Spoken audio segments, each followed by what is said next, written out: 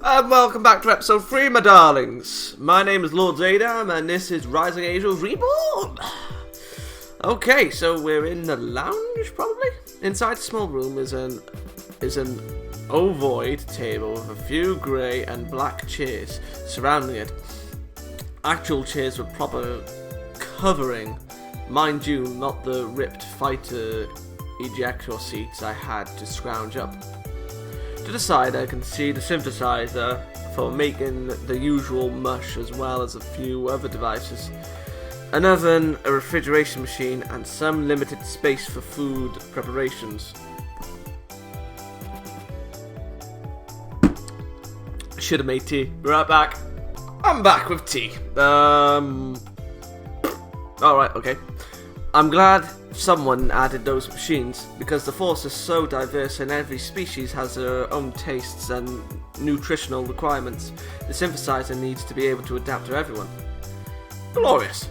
Which means it produces some rather bland and unoriginal food, if you can call it that. Still, when I haven't had anything to eat all day, I'll take whatever I can get. Zuri motions to a seat next to her with a mirthful pat on the back.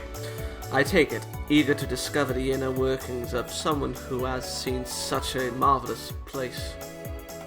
Oh, hello everyone. Spaghetti with Alfredo sauce. Were you expecting me to visit? Expecting? No. I was just hoping your favourite would convince you to stay. There we are. Okay. I don't know. I confused myself. Well, it seems at least one thing is going right. Alfonso has a joyful smile on his face, and Kylie seems to be losing the edge she had when Sol showed up. I know Sol is wrong about this. If the rest of the crew are as interesting as these people, I think this may be an acceptable post.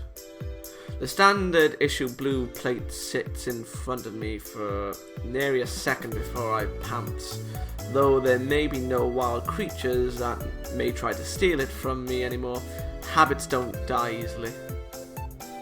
Natalie, could I ask you a personal question? It's me. Forget it. I'm tired of arguing with you all. Woo, thanks! Oh, my voice cracked like a little bitch. If she is thanking Sol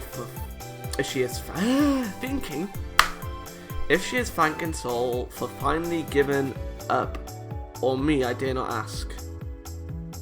Giving up? Oh, I don't know. Giving up on me? Is that supposed to be giving up on me? I don't know. Why did you join the force? Ah, the age-old question of all deep space adventurers. Well, I was hoping for something like if I had a romantic relationship with Sol or something.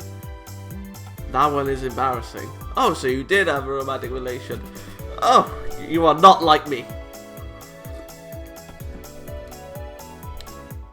Why don't you tell her yours, Zuri? It might make her a little more at ease. Oh, quad quote pro. Quid pro quo. What? I joined right out of mandatory schooling. When counselling time came to discuss job options, he didn't get a single word out before I told him I wanted to join the force. Why is that? Because if I don't defend my home, who will? My homeland has given me so much to be thankful for. This is the least I could do to repay them. I had so many offers to join professional racquetball, but I turned them all down. I even had an offer to join Ofano's Olympic track team.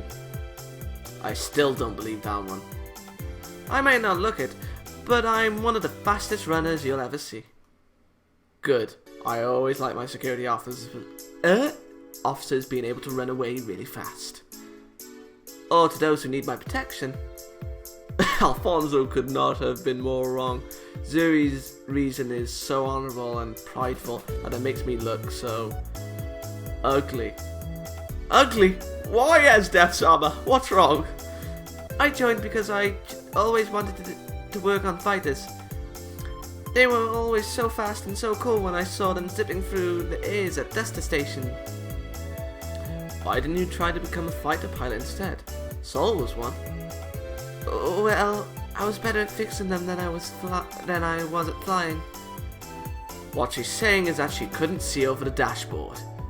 Ah, they don't make seats at my height, so I was rejected. I'm sorry to hear that. I'm not. We'd be a flying garbage cow. A flying garbage cow with scow. I don't know. Is a scow even a word? I don't know. With nothing but synth food to eat. That's not what she wants to hear. That her dreams are less important than your stomach. I didn't mean it that way, Kylie. I know. Still doesn't sound any less offending. Why don't you tell us why you joined Saul? Why do you care? Natalie already knows why. We've had this conversation before. I would like to know. You never tell us anything about yourself. Because you don't need to know. Oh, he definitely reminds me of me. I'd like to know more about our executive officer. If you don't tell them, I will. But I don't have anyone like that. I do not have anyone like that. Fine, force my hand. I joined because of a program that allows veterans to get special treatment in trade deals. I plan on becoming a transporter. That was nothing like the romantic story he told me. I don't see you being one of those old fat pilots hauling cargo. It's such a... Oh, God, Lord. Facebook is calling me, but I have a funny feeling I know who it is, so I'm going to leave it for now. It's such a funny picture. Well, there you have it, Nat. What's your reason? Wait, we don't know Alfonso's reason. Or did he mention it? No, he didn't. Time to admit the truth. If I don't, I could start sowing seeds of distrust in their minds. I was bored. Bored? This is so embarrassing, but I really was just bored one day and said I could just go to the university and become a chemist, but that's boring. I decided to sign up on a whim. But you stuck around to the best and prove your might and strength to the universe. It's not why you do something, but you did it. Exactly. What do you do here now is what matters. What you do here now is what matters. Jesus Christ! Oh, my stupidity. Not how you got there. Here, rather. Jesus. Oh, God. Is there a dyslexia for reading? No, that can't be right, because I can read perfectly fine. In my head. Saul flashes me a small smile. He knows the truth. I came here because my family is incredibly poor. I couldn't afford the university, so I had to find other ways to become the best. Ah, you don't want sympathy. Fair enough, good girl. I respect that. There is nothing I hate more than those sad smiles I get when people discover my poor heritage. They don't know what it is like to fight from the ground up with nothing more than your heart. Blech. That is why I must continue to the best. I'll conquer peace for Katagia, be the hero, and prove myself to the universe. I ate my food quickly and asked Saul to take me back to my room. When I get tired, I get philosophical. My first day is not the place to let myself become that way. This is your room. If you need anything, you have my freck. Don't be afraid to call me for anything. Thanks for showing me around, Saul. It's nice having a friend on the ship again. Good night. Good night, Saul. Wait, bunk bed. Who are we sharing with? So this is where I'm going to be spending the next few months. I doubt I will be visiting this room much when there is so much work to be done. It is just a tad cramped, but I think I can make a good life here. The crew seems friendly. I doubt my mission is mundane and I don't have to worry about waking up to giant rats snoring on my computers. I glance over at my roommate's bed, but she seems to be fast asleep. The commander said she was Captain Moonfallow. I'll have to introduce myself to her in the morning. It's hard to maneuver around in the darkness. What? so I relent on unpacking and head to bed. Tomorrow, I get to start my job as a hero. This is going to be perfect. ...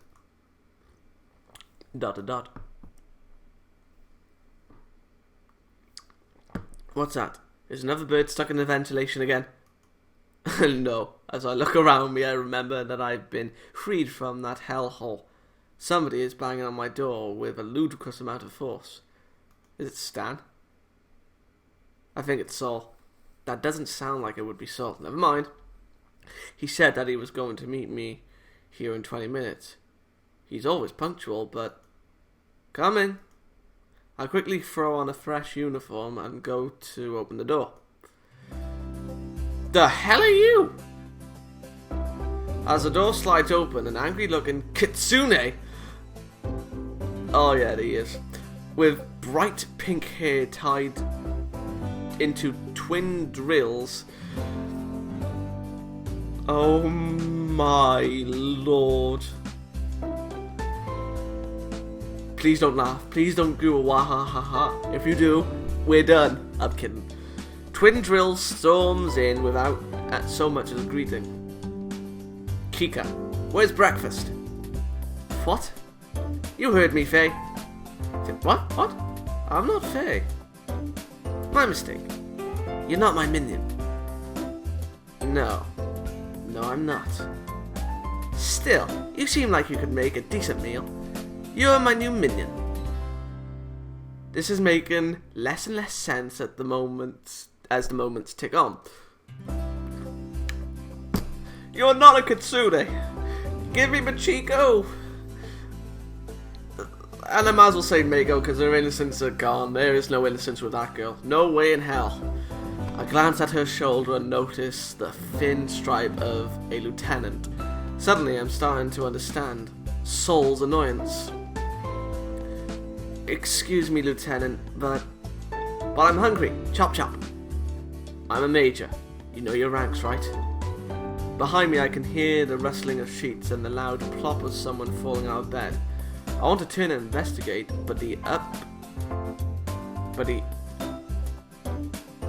uppity lieutenant is looking me over like merchandise. Not much to look at, but you've got spirit. I think you'll be acceptable in the ranks of my minions. Oh god, I hate her. I hate her! Lieutenant, barging into a superior officer's room. Do you know who I am? No. I'm Kika Star, daughter of the president of Earth, Julian Star, and the hero of the Xeon. So, we're on the Nimros. I know that. And I do not care who your father is. Decorum is critical for all crew members. And who is going to get me breakfast? You?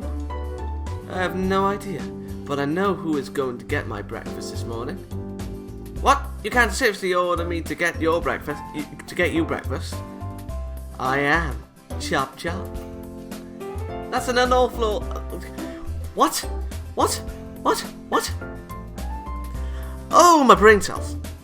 That's an unlawful order. Breakfast or paperwork. Those are your two options. On second thought, I don't think I want you as a minion. So you choose paperwork? I might have just arrived on the ship, but I'm rested enough to do some writing. Morning, Kika. I brought breakfast.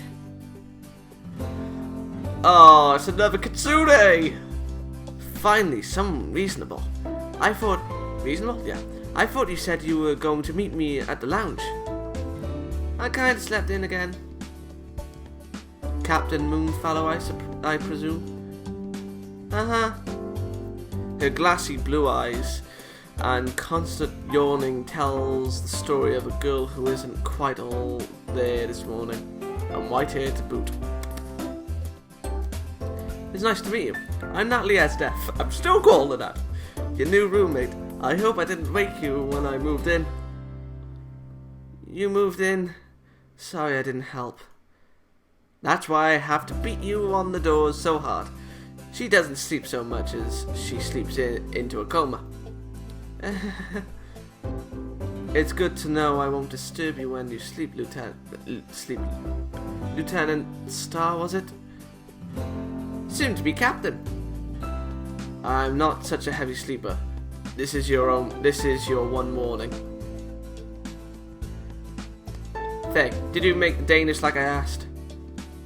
Danish? I thought you wanted toast. Whatever. Let me see it. Here you go, Major SDF, was it? You're probably wondering why I'm not using Google Translate to voice me her name. It's because I do not want to. Are you making fun of me? You said breakfast or paperwork. There, all better now. ... Let's go, Faye. You can make me a Danish. I made today's breakfast. It's your turn. It's still today. Aww. They go walking off without paying me any attention. See, she's been that way since I was her upperclassman at the academy. The lieutenant got under my skin, but I don't think you should call her a moot. A mutt. No, Moonfallow is the backstabbing mutt. Kika is just a puffed up house cat. Moonfallow? Backstabbing? What? I looked at the toast in my hand. No point in letting it go to waste. The meeting is in 20 minutes. Are you prepared? You are not prepared. It's in 2 hours and 20 minutes. No, I double checked. I double checked with Rizona this morning. Are you saying you haven't even read your orders yet? I jam the toast into my mouth and sprint out of the room and down the hall. I can salvage this. Really, I can. Okay, well, yeah, it's nearly 12. I am going to leave episode 3 off here. In the next episode, we'll deal with this meet-on. And I'll see you all next time. Good day.